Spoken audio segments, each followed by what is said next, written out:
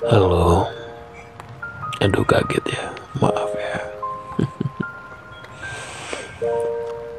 Gimana kalian hari ini? Semoga dalam keadaan yang baik, sehat, dan juga bahagia ya. Dan kalaupun misalkan ada yang sedih atau marah, semoga moodnya cepat balik lagi dan bahagia lagi.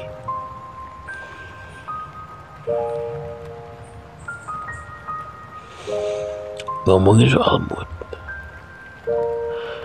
kadang mood itu bisa naik turun, fluktuatif, dan terkadang juga mood itu naik turunnya tanpa sebab yang signifikan. Kalian juga pasti pernah ngalamin kayak gitu. Tapi itu wajar dan it's okay, gak apa-apa gitu. Namanya juga perasaan gitu ya. Jadi wajar kalau misalkan perasaan itu naik, kadang turun dalam waktu yang relatif cepat. Namun biasanya mood itu dipengaruhi atau di-trigger dalam satu situasi atau hal yang kalian alami begitu, atau juga mungkin hal yang kalian lihat pada saat itu.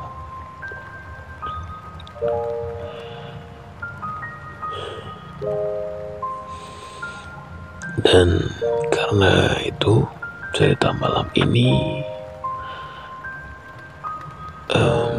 mungkin ada sebagian yang relate, tapi juga mungkin sebagian ada yang belum pernah mengalami. Jadi ya, siapkan posisi ternyaman kalian, matikan lampu, naikkan selimut, dan dengarkan cerita ini. Dan semoga kalian bisa tidur dengan nyenyak.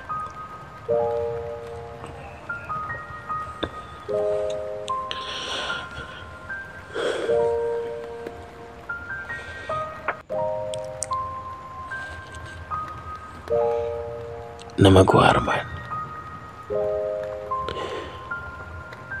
Aku adalah seorang penjual makanan atau menjual nasi di stand di sebuah kampus.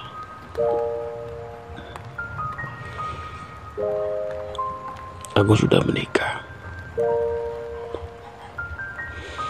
dan keseharianku memang berjualan nasi bersama istriku.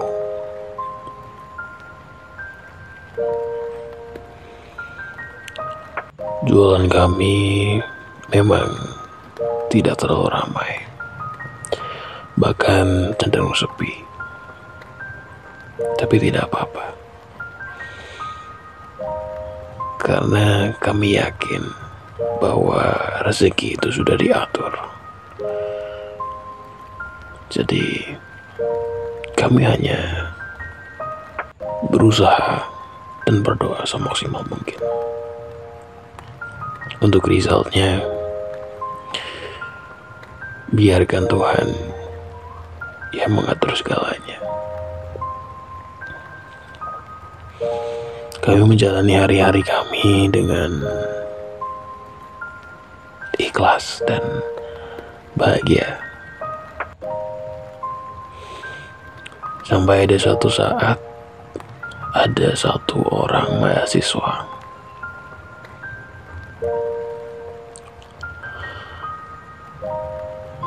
ini tiba-tiba saja datang ke stand makanan kami.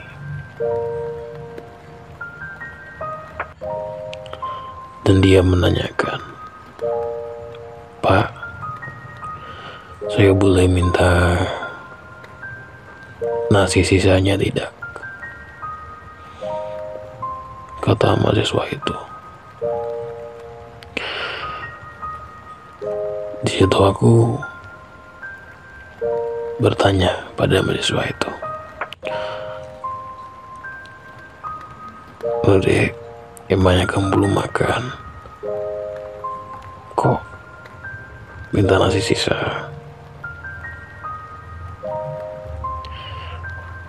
Mau dibuat apa?"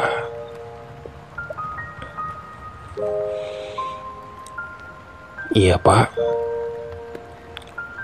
uang saya kepake buat biaya kuliah. Jadi saya nggak punya uang untuk beli makan. Itu pun kalau Bapak berkenan, misalkan ada nasi sisa, saya ingin minta nasi sisanya Pak," gitu.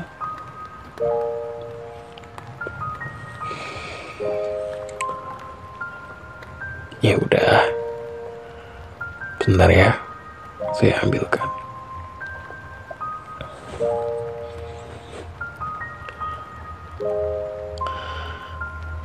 Di situ aku langsung mengambilkan nasi. Sebenarnya aku ingin memberinya lauk, cuma waktu itu lauknya belum matang karena itu memang belum jam buka. Jadi ku berikan saja dia nasi yang masih hangat itu. Dan mahasiswa itu terlihat senang banget. Dan dia berterima kasih sekali. Lalu dia pergi.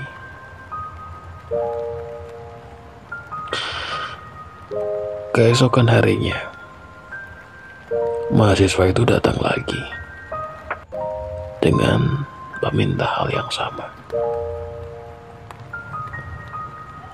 Dan aku juga langsung memberikannya. Istriku bertanya, "Tadi ada yang beli?"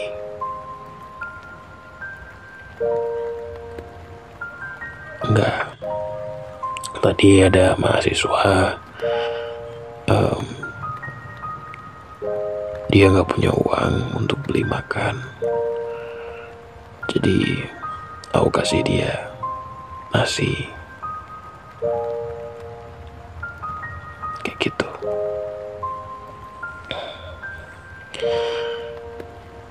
Dan waktu pun berlalu. Dan si mahasiswa itu pun tiap hari selalu datang ke kedaiku.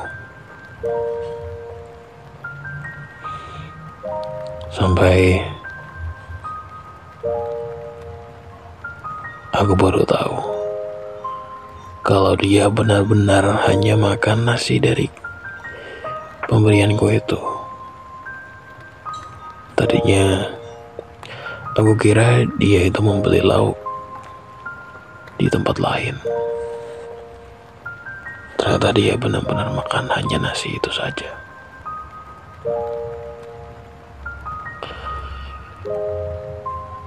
Dari situ akhirnya aku memberikan dia lauk, tapi aku menyembunyikannya di bawah nasinya.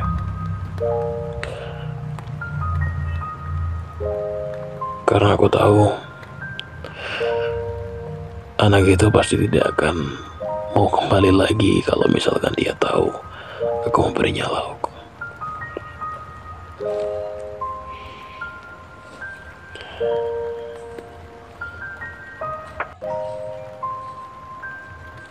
Setelah itu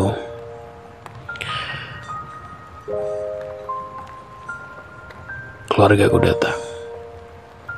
Ya, dia adalah adikku. Dulunya kami itu berhubungan dengan baik sebagaimana kakak dan adik. Tapi setelah dia menikah, dia dipengaruhi oleh istrinya,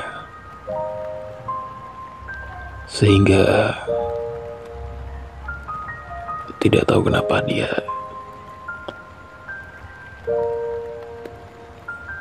menganggap aku adalah musuhnya.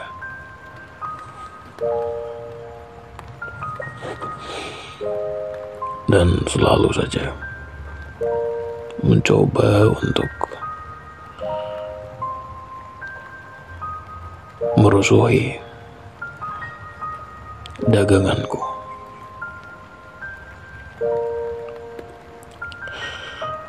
Terutama istrinya. Kadang aku juga tidak habis pikir kenapa mereka segitu tidak sukanya dengan aku. Padahal aku tidak pernah melakukan apapun yang kurasa menyakiti hati mereka.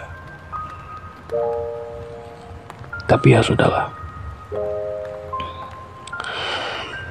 aku ikhlaskan saja dan kubiarkan saja. Toh juga dia masih keluargaku.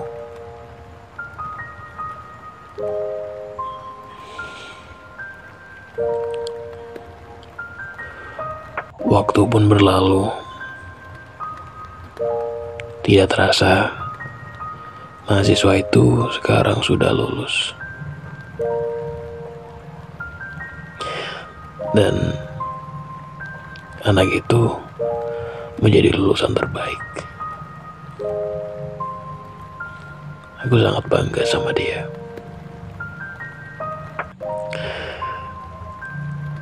Oh iya, nama anak itu adalah Doni. Doni anak yang rajin dan berkeinginan tinggi.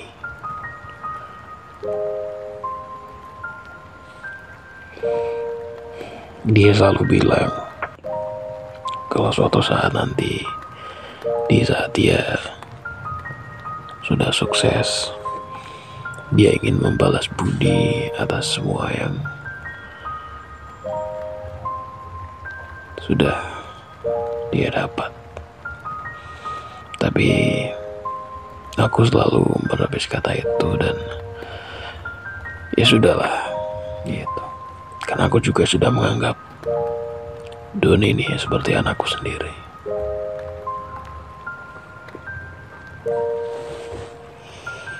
Setelah kelulusannya, dia pun kembali ke rumahnya, dan itu adalah saat terakhir di mana aku bertemu dengan Doni.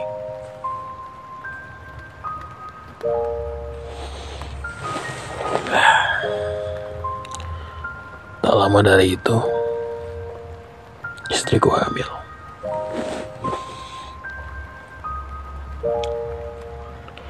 Setelah penantian yang cukup lama, akhirnya aku memiliki buah hati.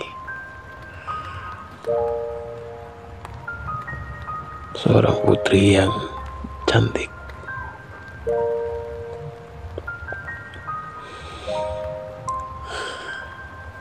Kehadirannya membuat hari kami berdua semakin berwarna dan bahagia. Namun ternyata kebahagiaan itu tidak berlangsung lama. Karena tiba-tiba saja pihak kampus menghubungiku bahwa stand makanan yang ada di kampus itu akan ditutup dikarenakan kampus akan mendirikan kantinnya sendiri.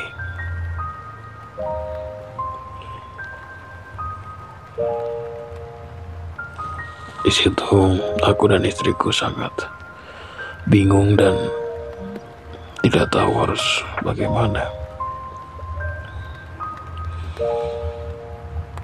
Dan kebetulan juga saat itu anakku sedang sakit dan dirawat di rumah sakit.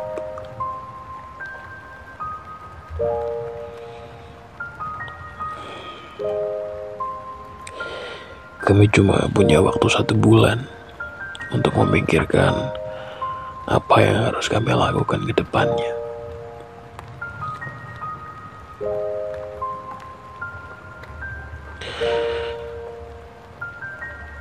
Setelah itu,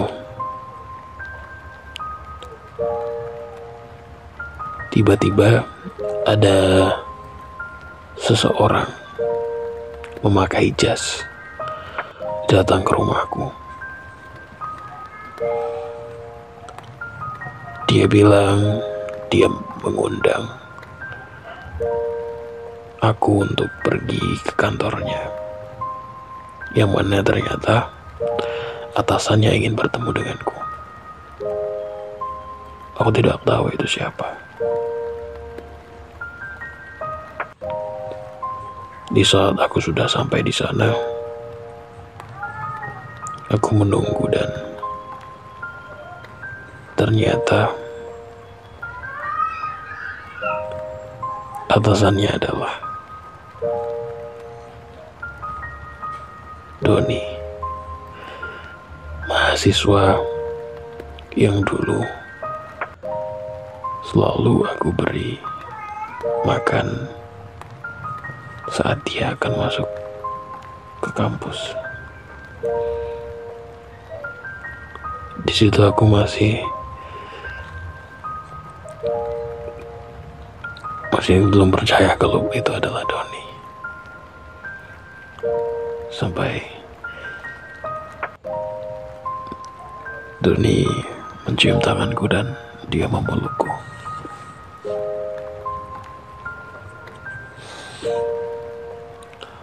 Ternyata selama ini Doni selalu memperhatikan keluargaku. Dan dia juga sudah tahu semua yang terjadi.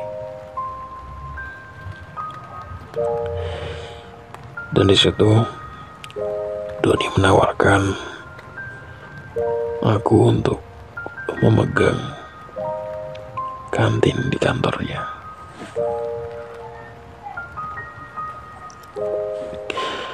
Dan juga Doni lah yang menanggung semua biaya rumah sakit anakku.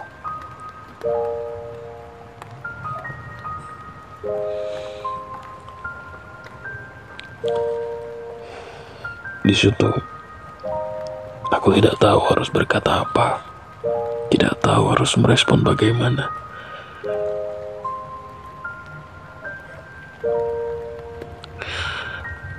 Di situ aku hanya memeluk Doni dan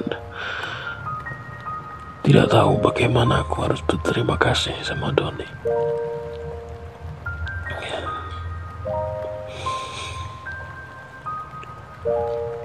Waktu pun berlalu. Kami mulai menata hidup kami kembali. Dan